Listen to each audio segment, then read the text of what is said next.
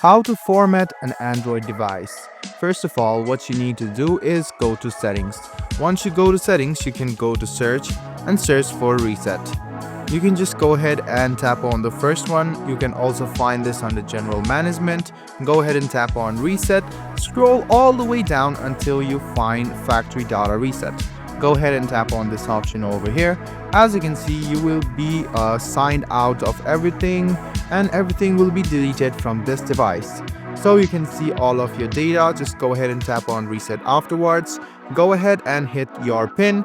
After you hit your pin, you can easily tap on reset, and if you have smart switch, you can easily get your data back as well. So let me show this process to you once again.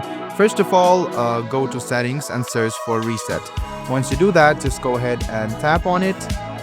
After you do that, scroll all the way down and tap on factory data reset. Scroll all the way down, tap on reset, enter your pin, and you're all done. I hope this video was helpful for you. Like the video, subscribe to the channel, and do hit the bell button for more.